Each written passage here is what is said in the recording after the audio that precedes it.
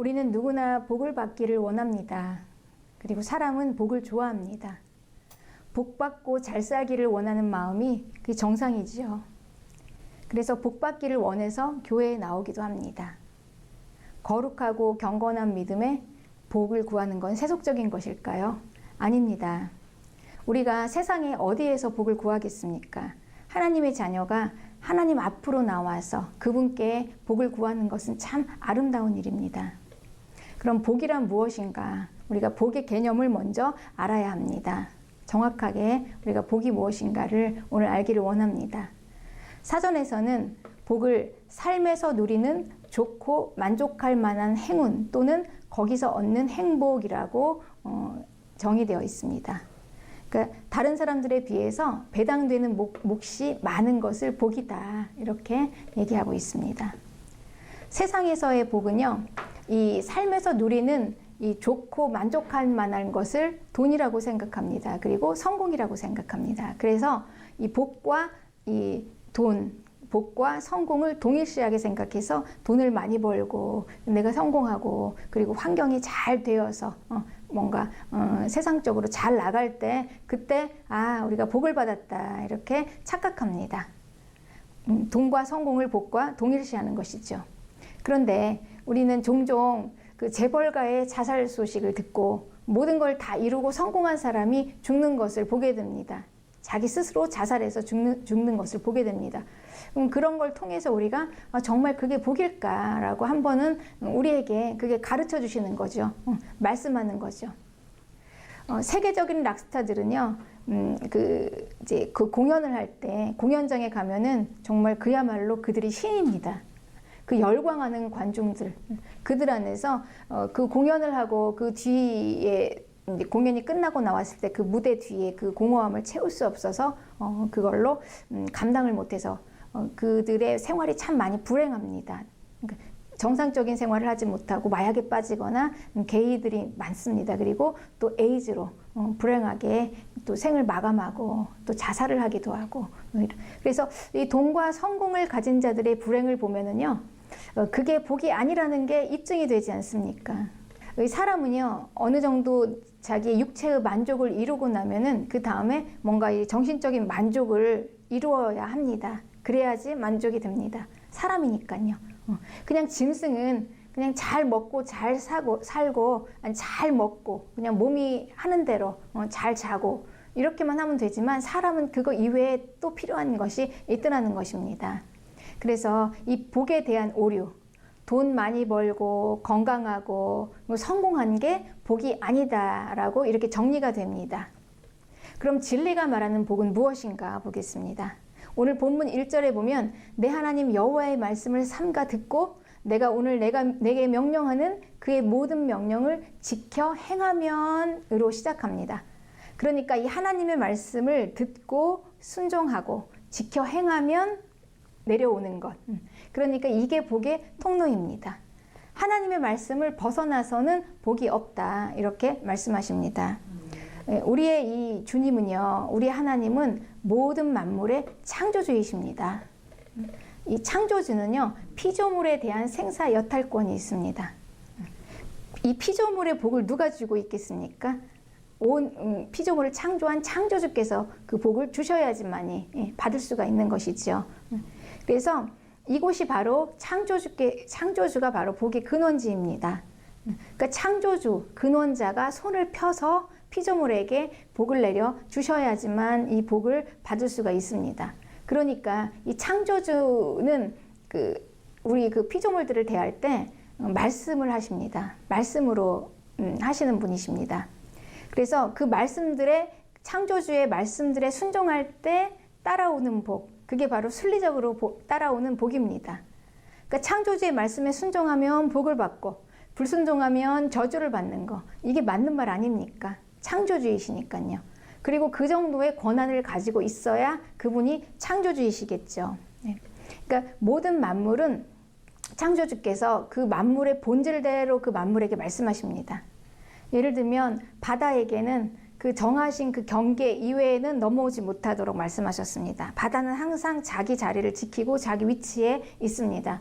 만약에 바다가 그 경계로 막 올라오면 온 그 마을이, 도시가 쓰나미로 난리가 나겠죠. 그러니까 바다는 항상 자기의 경계, 창조주의 말씀에 순종해서 그쪽에 있습니다.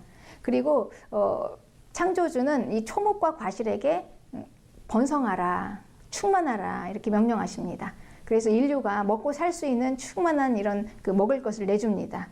그리고 별들에게는 우주에 고정되어 있으라 이렇게 말씀하십니다. 충돌하지 말아라. 그러니까 수많은 별들이 하나와 잠깐 충돌하면 난리가 나겠죠. 이 우주는 폭발을 합니다.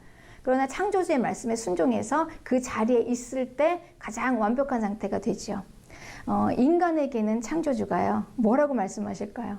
인간에게는 하나님을 섬기라. 다른 피조물들에게는 말씀하지 않은 것입니다. 그러니까 인간에게는 자의식이 있기 때문에 주도적으로 하나님을 섬기라, 하나님을 경외하라. 그래서 하나님을 경외하는 거에 표시로 안식일과 11조를 해서 그 법을, 그 관계를 유지하기 위해서 주신 법입니다. 그리고 부모를 공경하고 도둑질하지 말고 간음하지 말고, 이게 바로 인간이라는 이름을 가진 피조물의 도리입니다. 하나님은, 창조주 하나님은 이렇게 각 피조물들의 그 본질대로 이렇게 말씀을 하시면서 그 피조물은 그 창조주의 말씀에 순종할 때 저절로 순리대로 복이 따라오는 것이죠. 그러니까 이 창조주 하나님의 말씀을 벗어나면 어떻게 되겠습니까? 당연히 거기에는 복이 없습니다. 그래서 이 창조주이심을 고백하고, 우리의 주님이 그 주이심을 고백하면서 창조의 원리 안으로 들어와서 받는 복입니다. 그러면은 우리가 받는 복이 무엇인지 보겠습니다. 2절에 내가 네 하나님 여호와의 말씀을 청종하면 이 모든 복이 내게 임하며라고 우리에게 말씀하시는데, 이제 복은 하나님의 말씀하시는 걸 잘 듣고 따라가면 결국 그냥 오는 것이지요. 그러니까 내가 애쓰고 힘쓰면서 막 쫓아다니지 않아도요, 이 창조의 원리 가운데 순리대로 그 창조주의 말씀을 듣다 보면 저절로 복이 따라와서 나에게 달라붙는 것입니다. 그러니까 우리는 막 애쓰면서 막 수고하면서 그렇게 막 다니지 않아도요, 복을 찾으려고 여기에 복이 있나 저기에 복이 있나 가면서 막 다니지 않아도요, 그냥 우아하게 앉아 있어도 복이 나에게 따라옵니다. 쫓아옵니다. 그러니까 이 세상은요, 이 창조주 하나님을 모르기 때문에 복의 출처를 모릅니다. 여기가 복이 있나 저기가 복이 있나 여기저기 쫓아다니면서 어디에 줄을 서야 하지, 그리고 눈치 보고 또 그거에 종이 되고, 그래서 아주 곤고하게 따라다니지만 그렇다고 해서 그게 복이 오냐, 그게 아니죠. 창조주 하나님의 말씀을 벗어나서는 지금 복이 오지 않는다고 우리가 지금 그렇게 정리가 되지 않았습니까? 그러니까 온 우주는 창조의 질서 안에서 창조주의 순리대로, 창조된 대로 벗어나지 않고 살 때 가장 충만합니다. 그러니까 자기 자리를 잘 지키는 것, 이것이 복이고요. 이것을 이탈할 때 모든 피조물들이 다 파괴되고, 그리고 사람은 고통이 옵니다. 그러니까 믿지 않는 자들도요, 그 모든 인생의 이 순리대로 흘러간다는 것을 알고 있어요. 모든 것은 다 순리대로 흘러간다는 것을 알고 있습니다. 그래서 우리가 받을 복은 하나님의 말씀에 순종할 때 3절 성읍에서도 복을 받고 들에서도 복을 받을 수밖에 없는 것입니다. 그러니까 장소가 어디냐, 그리고 우리가 무엇을 하느냐가 아니라 그냥 우리 존재 자체가 하나님의 말씀에 순종할 때 어디를 가든지 복이 있는 것입니다. 내가 있는 곳, 그리고 내가 그냥 복인 것이죠. 그러니까 복이 나에게 붙어 오는 것입니다. 공간의 문제도 아니고 환경의 문제도 아니고 사람의 문제도 아니고 그냥 내 존재의 문제인 것입니다. 그러니까 내가 누구인가, 이거를 보고 그 복이요, 그냥 그 복 받을 사람을 찾아서 오는 것입니다. 그래서 그 사람에게 머무르는 것입니다. 그 원리입니다. 그래서 4절에 내 몸의 자녀와 내 토지의 소산과 내 짐승의 새끼와 소와 양의 새끼가 복을 받을 것이며 내 광주리와 떡반죽 그릇이 복을 받을 것이며 내가 들어와도 복을 받고 나가도 복을 받을 수 있는 것입니다.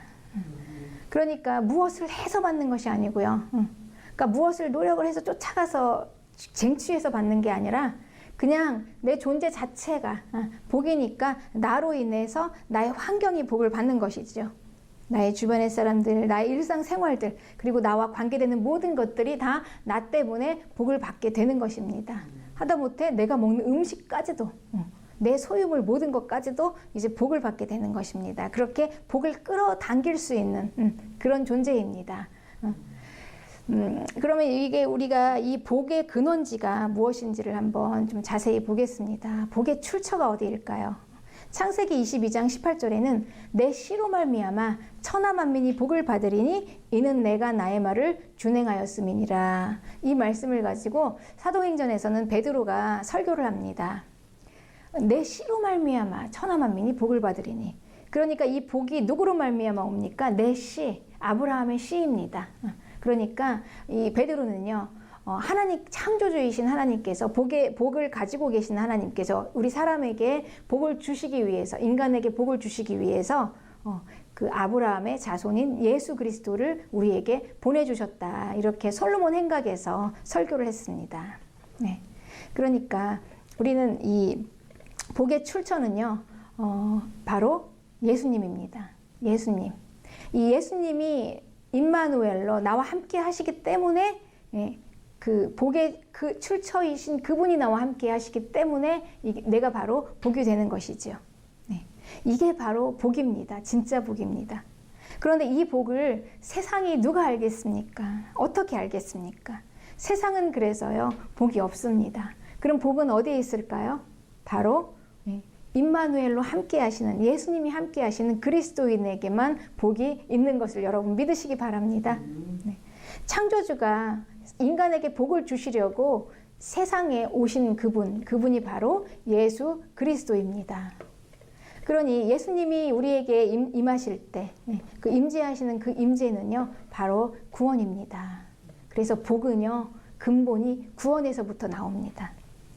근본이 구원에서부터 나오는 결과들로 우리가 누리는 것입니다. 그러면 이 복이 구원이다라면 그냥 뜬구름 잡는 것처럼 그냥 손에 쥐어지지 않는 그런 관념적이고 사상적인 복일까요? 아닙니다. 아주 실제적으로 우리의 삶 속에 나타납니다.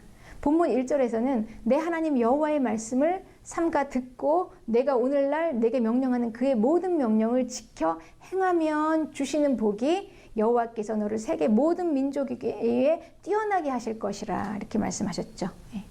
그럴 수밖에 없습니다.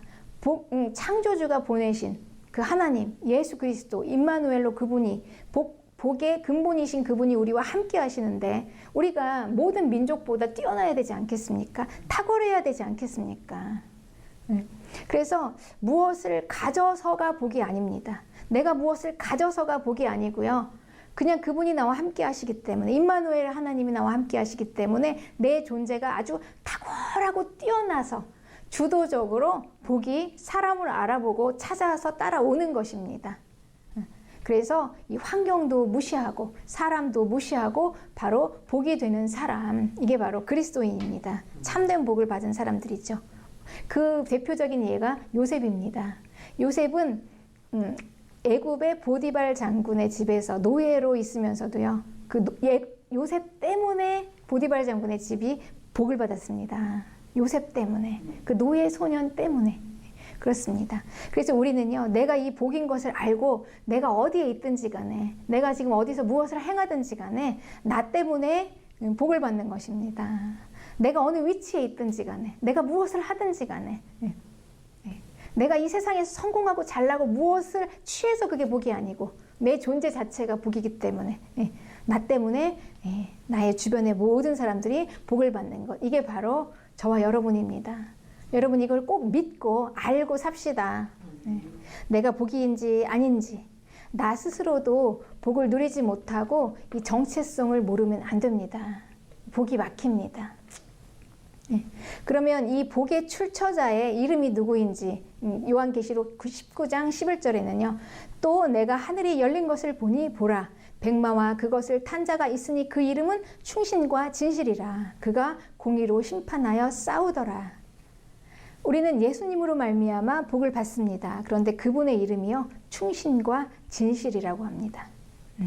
충성과 진실된 마음, 그 마음이 바로 복이 내려오는 통로입니다. 그게 있어야지 복이 옵니다. 여러분, 우리 안에는 진실한 마음이 있어야 합니다. 그 진실한 마음에서 충성이 나옵니다. 이게 바로 복이 내려오는 길입니다. 예수님을 통해서 복이 내려오는데 그 예수님의 이름이 충성과 진실입니다. 그렇다면 그 충성과 진실이 그게 바로 복이 내려오는 통로겠죠.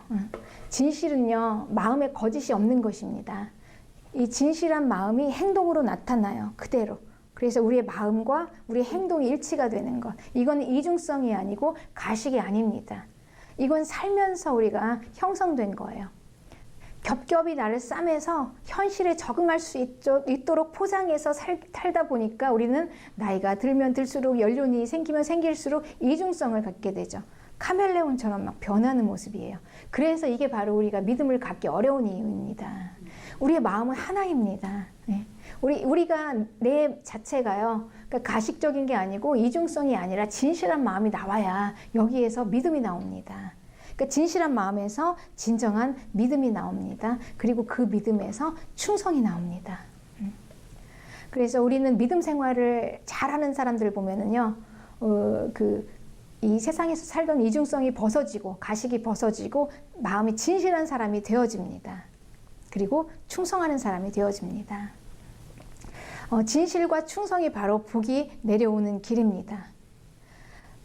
사람은 살기 위해서 막 잔머리를 굴리고 이중성을 쓰지만 실은 우리가 지혜는요, 진리 안에서만 나옵니다. 진리가 없으면 지혜가 나올 수가 없습니다.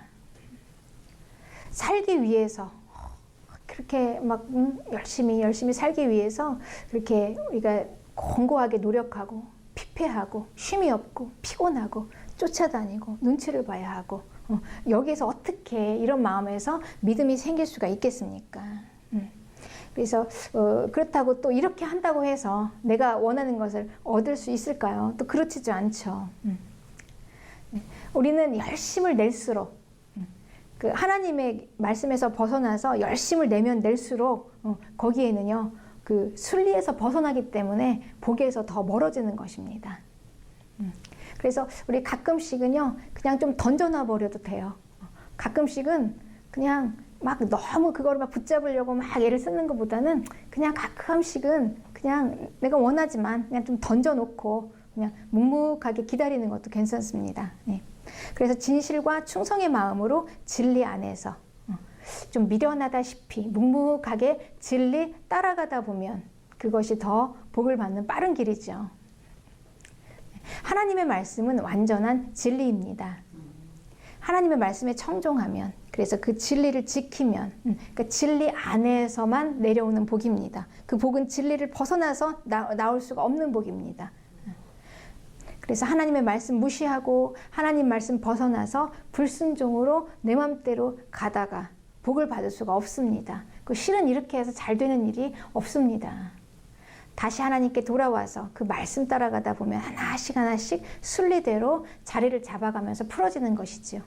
이게 느껴지지 않습니까? 우리가 세상에서는 그냥 하나님의 말씀 벗어나서 진리 밖에서 내 마음대로 살다가 하나님 안으로 들어오니까 뭔가 하나씩 자리가 잡혀지고 이제 복이 나에게 임하는구나 라는 게 느껴지겠죠. 그렇습니다.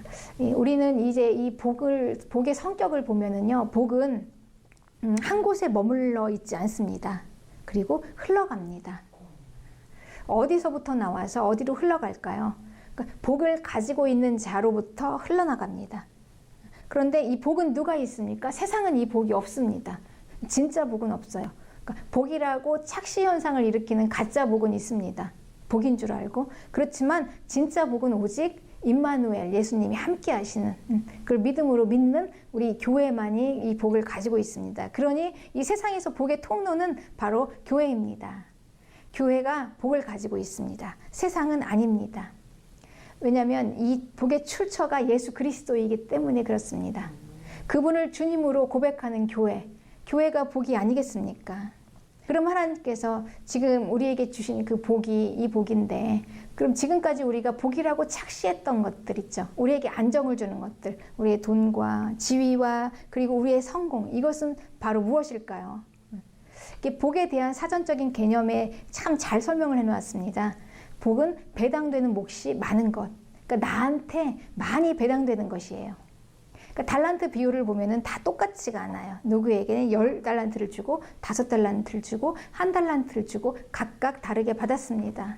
그러니까 많고 적은 사람이 있는 것이 확실합니다. 그러니까 이 복은요, 우리가 복이라고 착시했던 그 우리에게 안정을 주는 것은요, 실은 그게 은사라는 것입니다. 복이 아니라 은사예요. 그러면 은사는 무엇일까요? 하나님이 우리에게 쓰라고 주시는 것입니다. 재능은요, 자기 일을 위해서 쓰는 게 아닙니다. 그러니까 은사는요, 그러니까 나를 위해서 쓰는 게 아니라 쓰다 보면은 공동체를 위해서 쓰게 됩니다. 그러니까 내가 많이 받았으니까 같이 함께 위해서 이제 쓰게 되는 것입니다. 그래서 우리 이 그리스도인의 복은요, 내가 예수님 믿었더니 내가 복을 받아서 나 하나 잘 먹고 잘 살게 됐어만이 아니라는 것입니다. 거기에서 그치는 복이 아닙니다. 네, 그렇습니다.